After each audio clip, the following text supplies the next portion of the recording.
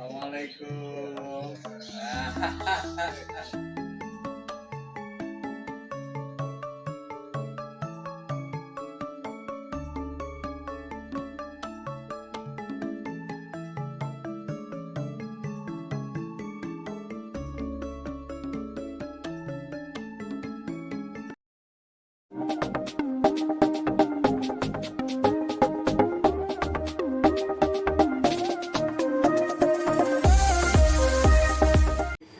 Nah, sing antara sekat iki, ros iki, kan aneh saraf.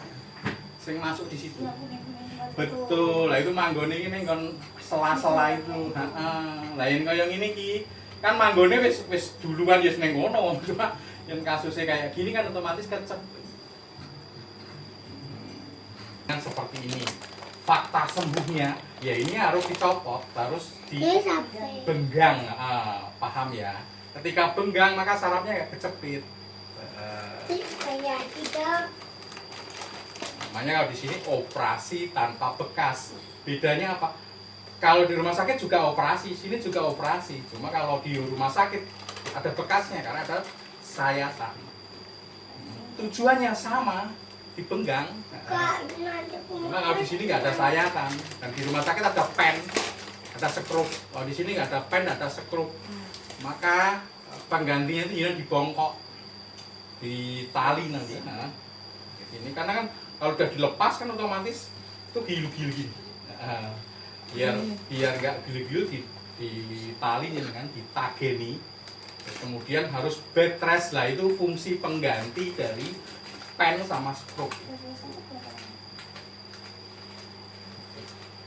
Di sekitar 3 hari 3 malam.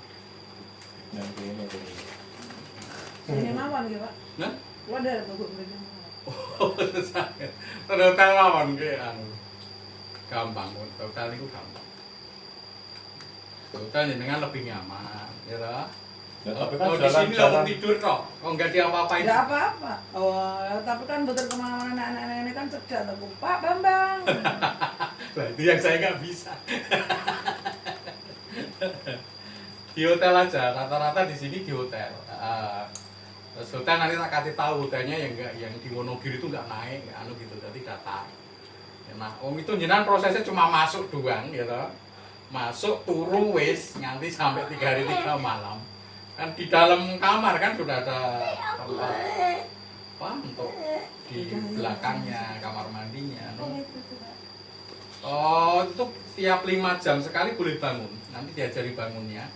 Untuk apa? Untuk minum obat, untuk makan, untuk minum. Pipisnya nggak boleh kemana-mana, jadi ditadai ember. Pakai ember. Terus selama bed rest itu makannya hanya 4 sendok maksimal karena menjaga agar tidak terjadi BAB. Kalau BAB ya harus di situ. Maksudnya nggak boleh pergi jauh dari tempat tidur. Maka itu kan perlu semuanya. Kayak di ICU. Karena takutnya di situ kan belum ngelem, Mbak. Terus proses ngelemnya gimana? Proses ngelemnya itu banyak macam rasanya. Karena orang sensitifnya beda-beda. Ada yang selama bed rest itu anyep banget, enak selama ngelem itu. Jadi kayak es gitu di sini. Enak banget. Maka beliau itu tak suruh bed rest 4 hari 4 malam, tapi dia melakukan sampai 6 hari 6 malam. Karena nyaman. Ada juga yang merasakan setengah hari aja udah nggak nyaman. Panas. Sakit. Terus kayak ada ular itu yang ngeremet di ulo-ulo itu. Gitu. Jadi ada yang nyaman, ada yang enggak. Makanya harus ditunggu. Karena kalau gerak, selama sebelum 5 jam dia gerak, pastinya terjadi masalah. Kalau masalah harus diulang lagi. Kalau diulang lagi penanganan nggak masalah, sinsenya itu yang mahal. Tuh, ini penjelasan kan kita sama-sama enak kalau udah kayak gini kan. Nah, kasusnya seperti ini kita bisa lihat. Nah, terus seperti apa yang harus dilakukan untuk melakukan untuk membenahi ini yang udah paham. Terus Terus resikonya seperti apa, ini jepit ke bawah, si rasanya ke bawah. Tidak hanya rasa, nanti ada abuh, ada kecil, ada panjang. Terus nggak bertenaga. Nah, itu udah resikonya memang kayak gitu. Nah, ini udah nunjukin ke sini. Yang bujurnya 3 lah ya. Buka pira. Lendis. Dan itu biasa.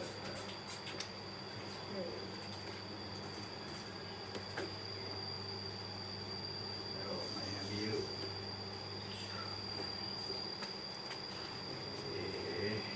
Mayu.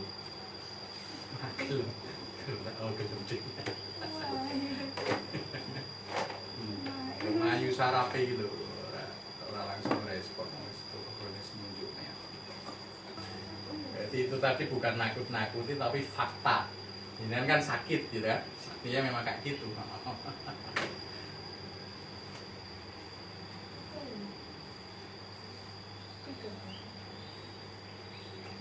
Ini kalau jalan renang juga kayak kata. Jadi nggak sembarang renang, nggak sembarang gaya, apalagi asal mlebu kolam renang nggak bisa. Terapi renang itu kan dilihat ronsennya kayak apa, terus harus pakai gaya tenang gaya apa sesuai dengan kondisi ronsen. Nah, ketika nyian gaya kata paham loh, jadi yang sing ngarep di depan ke, sing mburi di belakang ke, jadi kan kayak benggang gitu.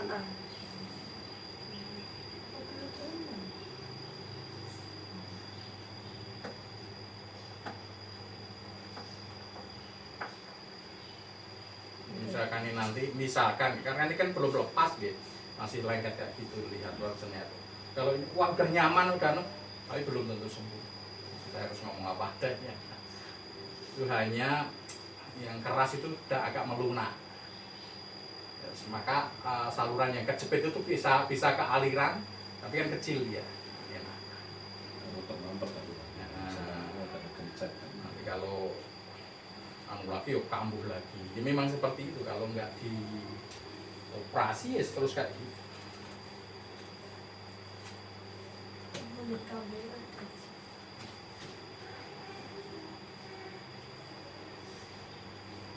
Yang penting orang sakit itu kan ngerti masalah itu, ya kan? Iki nek lorone lah kan mumet ya. Ora nek lorone ning ngrasake loro, ya kan ngeri. Ketika tahu oh ini masalahnya di sini ya alhamdulillah ya, tinggal nyari solusinya.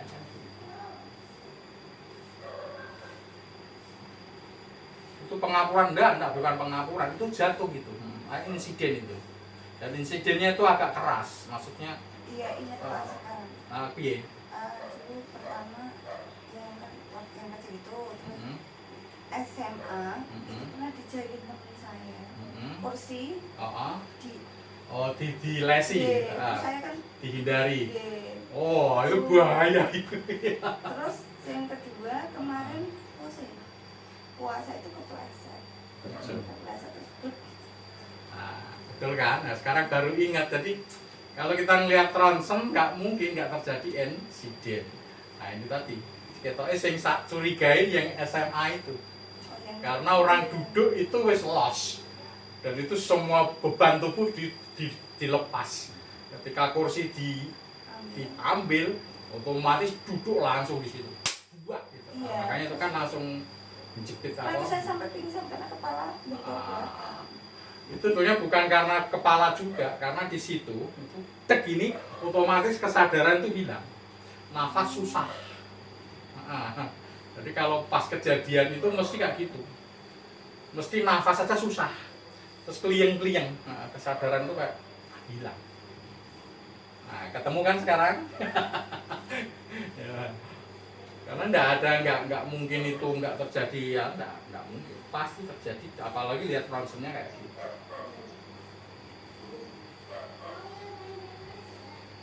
Dan di situ nggak terasa sakit, yang sakit sini ke bawah. Maka sering kan saya udur-uduran dengan pasien. Yang itu masalahnya di tulang belakang, enggak Pak, tulang belakang nggak sakit, gitu. Jenengan pernah jatuh? Enggak Pak, enggak pernah jatuh. Tapi memang jatuh tapi enggak terduduk, gulung-gulung kan gitu. Terus ngayal ya Bapak. Itu kita ronsen ketemu, enggak mungkin jenengan enggak terduduk. Lihat kayak gini enggak mungkin. Saya enggak akan ngurus terduduknya di mana enggak, tapi ini terduduk. Maka pembelajaran bagi yang saraf kejepit, jangan sepelekan saraf terjepit. Karena bisa berpengaruh pada saraf utama dan itu berpengaruh pada motorik kaki, ya, bisa mengecil satu atau bahkan mengecil dua-duanya, kemudian no power, tidak ada tenaga, hingga akhirnya nanti kelumpuhan. Kayak yang punya rasa pinggul ke bawah itu bisa diprediksi saraf terjepit, tapi memastikannya ronsen tulang belakang ya, karena penyakit saraf terjepit itu kayak penyakit sulapan, jadi yang sakit itu sebenarnya tulang belakang. Nah, maksud saya yang bermasalah itu tulang belakang, tapi tulang belakang itu seringkali tidak terasa sama sekali, yang terasa malah kaki ke bawah, pinggul sampai ujung telapak kaki. Contohnya itu. Apa yang jenengan nunggu nggak masalah ya, nunggu suwe gitu nggak masalah. Nggak masalah. Nah itu tulang ekornya selamat nggak ini. Jadi kalau duduk itu sampai nggak tahan, itu berarti tulang belakang kena, lumba-lumbanya, terus tulang ekornya kena.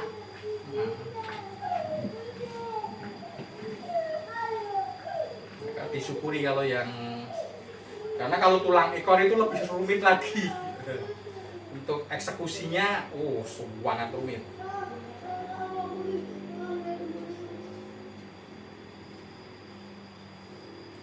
Kan dipakai renang aja bisa, enggak, renang gaya apa dulu, lihat ronsennya. Karena banyak pasien yang salah persepsi, tadi ketika saraf terjepit, dokter ngomong pakai renang, tak tanya di kolam renang ngapain? Masuk kolam renang jalan-jalan aja Pak di dalam air. Enggak logik ya.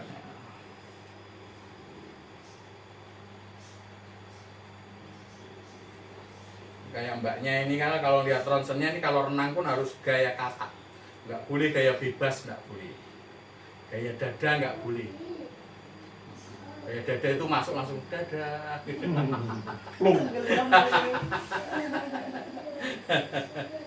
Harus gaya katak ini.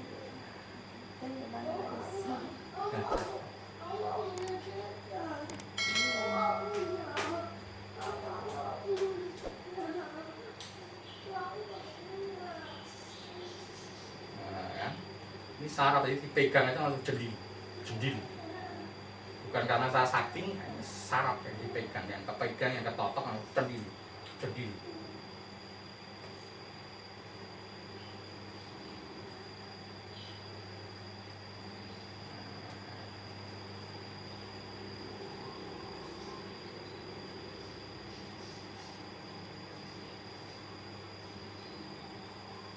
Mbaknya ini kemarin datang nggak ke ronsen, tapi prediksi saya pas banget. Udah tak catat dan prediksi saya pas. Tapi kita tidak bisa mengandalkan prediksi, ya. Harus mengandalkan data. Karena ini saraf orang sakit itu nggak bisa main kira-kira. Harus valid, harus tepat. Kalau nggak dioperasi gini diapain? Dilemesin. Nah, dilemesin yang jepit-jepit ini ya. Saraf-saraf yang kejepit ini dilemesin. Setidaknya ada aliran yang sedikit lah masuk gitu.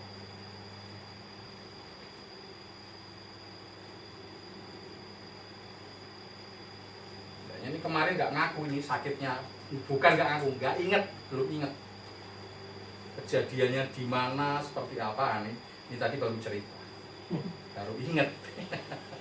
Ini saraf kejepit itu kejadiannya lama. Iya, kejadiannya itu lama rata-rata. 10 tahun yang lalu baru terasa, 20 tahun yang lalu, kan ada yang 50 tahun yang lalu baru terasa ada. 2005 berarti Pak. Satu minggu. Ya. 2005 ini 2025 hampir udah 24 tahun kan baru kena ini. Kemarin satu RT tangisan semua, keluarga tangisan semua, karena tiba-tiba kayak lumpuh.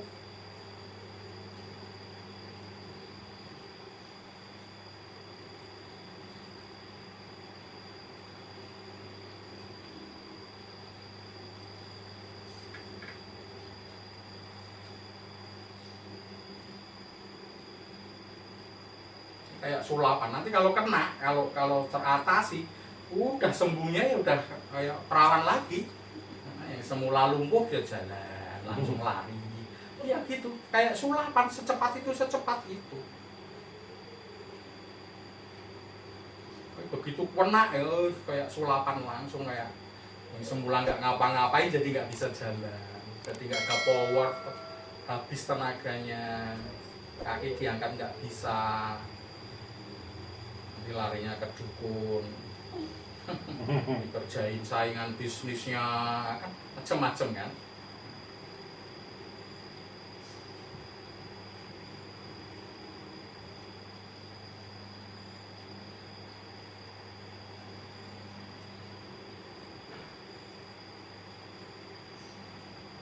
Ini mbaknya ini kemarin datang tanpa ronsen, tapi begitu saya ngelihat sebelum sampai ke ruang terapi saya udah memprediksi secara terjepit gitu Pak. Bukan pinter nggak, cuma apa ya, titen.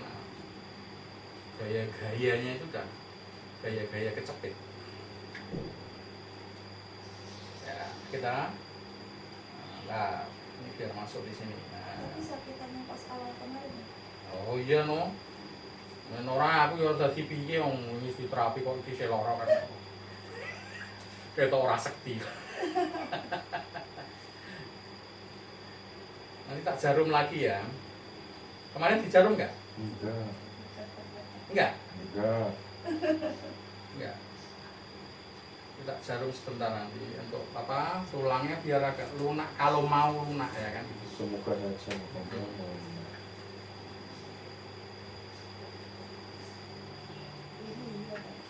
Ini dijarum tuh. Oke. Nah, ini jarum. Ini terasa jarum Mas. Kayak tusuk jarum. Tapi enggak akan karena infeksi, karena jarumnya hangat. Pasang ya, Jarumnya tulang. super.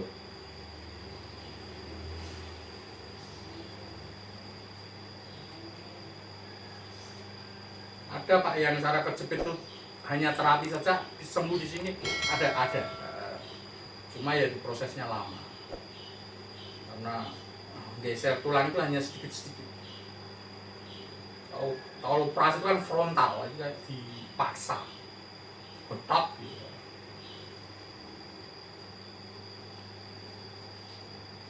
Loh, kenapa di terapi kok nggak dibetot Pak? Loh itu nggak bisa, karena begitu betot itu kan lepas, itu harus ada perekat tulang di situ. Wah itu yang mahal.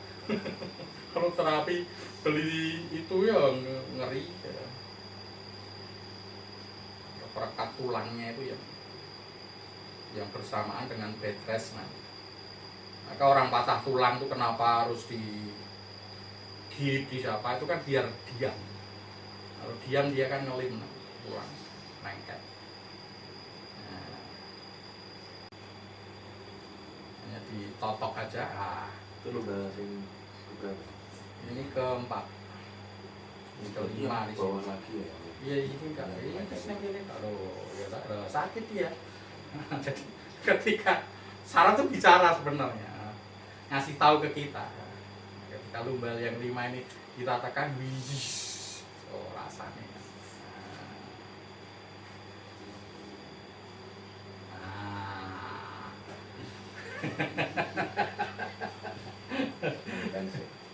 Untuk mainan enggak, itu enggak untuk mainan. Jadi kita totok di tulangnya yang lengket itu, di sininya, di sela-selanya ini kita totok agar dia bisa gerak-gerak dikit-dikit gitu. Karepe kita. Nah, begitu masuk kayak kayak ke apa ya, kejugil gitu.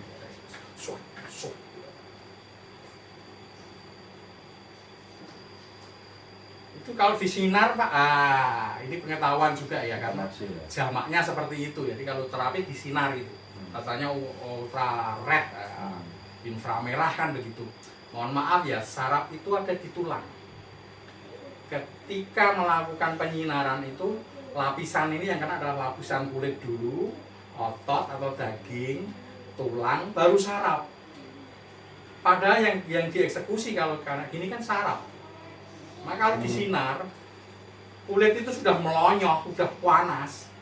Daging, otot pun belum tentu hangat. Apalagi tulang, apalagi saraf. Nah, jadi harus apa ya? Harus logik lah.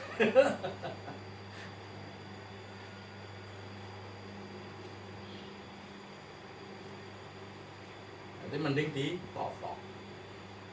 Iya, wong situ notok kok Pak, makanya totok. Enggak, ini ilmu ilmu yang bisa dilogik, di apa ya? Di logika. Aduh. Apa? Saya punya juga sinar infrared, saya punya. Tapi kalau nggak pernah orang sakit saraf terjepit di sini tak sinari, nggak pernah. Karena kita ngerti ilmunya. Mas ada kambing. Mas lihat kambing, ya udah nanti ikut kambingnya banyak. Ada takut sih. Ulah semua Ini nanti di rumah kalau dieksekusi apa ya, dipijet-pijet itu nggak boleh dinaikin ya. Jadi mijetnya searah yang kuning kemarin gambarnya ya. ke bawah. Gini, ke sini. Sini. Ya kayak keroan lah. Tahu keroan? Iya. Arah keroan itu. Tahu Tapi aku, nggak Mas. boleh dinaikin, nggak boleh karena itu melawan arah dari saraf. Bontot. Bontot. Enak. Enak ini kan nggak tulang, wis ke saluran sarafnya. Buntut. Apa buntut-buntut? Sing dua ditegok kakinya. Oke. Nah, kita ngoyak yang ngejar yang di sini. Ini kan di bawah, di belakang ini sudah kita lemesin. Nah, sudah mau lemes ini. Nah, kemudian kita kejar ke sini. Makanya orang sakit saraf kecil rasanya sini ke bawah. Karena dari sini udah mulai ngikat dulu. Nah, ini katanya sudah kita lepas dikit-dikit. Nah, sini. Enak ya? Enak. Tapi nanti juga ketemu sakitnya. Nah, mulai sakit ya. Ini padahal kalau orang sehat di sini dipegang-pegang, enaknya minta ampun. Nyumangan. Nah, ini karena bukan kita pijet ototnya, bukan ini sarafnya. Nah, kan? Apalagi yang di sekitar sini nanti kita. Nah, kan baru ngomong saya kan sekitar sini. Karena di sini nih kayak pertemuan, kayak perempatan gitu. Jadi saraf yang mulai ke sini nggak nyambung, yang nggak banyak menyalurkan nutrisi, ke sini sudah buntet lagi. Maka orang sakit saraf terjepit itu rata-rata kakinya kecil satu, panjang satu, bahkan dua-duanya mengecil gitu. Nah, itu sulapan. Nanti ketika di sini dilepas, yang semula kecil itu sehari aja udah gede. Normal. Maka saya sering bilang saraf kejepit itu penyakit kayak sulapan.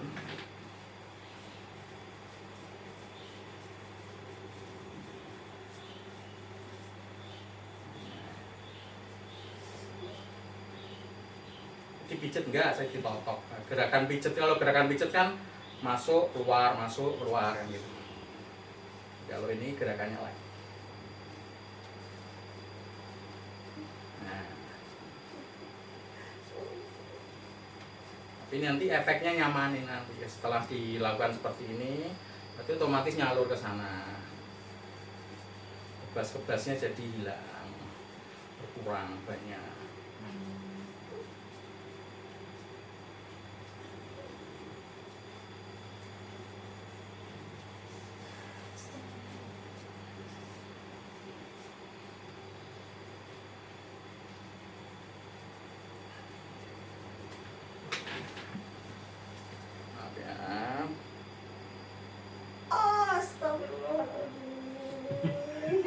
Nikmatin. Saya nggak ngomong, tahu kan maksudnya. Sakit ini, karena sini buntet. Nah, jadi kalau saya sama pasien bisa ngerasain di sini ini kayak ada segini, jadi kayak mau genjel apa jenisnya, kenyal di sini. Ah, itulah yang problem, jadi nggak bisa ke sana. Sini.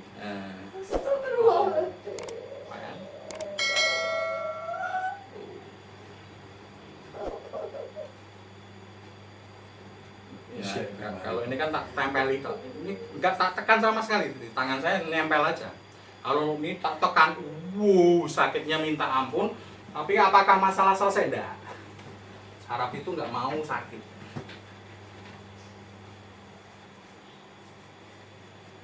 Nah, ketika pasien di sini sudah merasa kesakitan, kita lepas, nggak bisa diteruskan. Karena pengen pasien kan sembuh. Nah, kalau kesembuhan dipaksa nggak bisa. Di sini tidak ada sakit. Justru saraf ini untuk kontrol kita. Nah, enak kan sekarang? Saraf kayak gini kan, sulapan kan? Nah, pertama langsung, wah! Nah, sekarang udah. Oh, di papan-papan kita, ini enak, ini enak.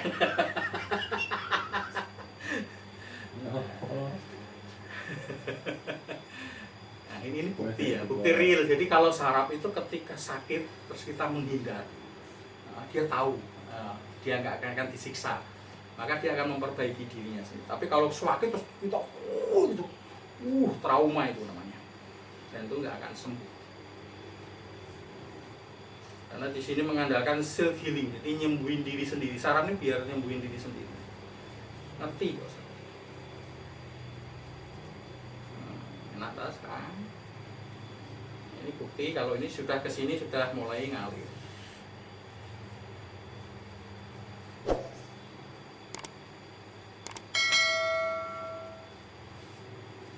Ya kayak gini ini pasien kan, yang lorong, bengok, teriak-teriak, yang penak.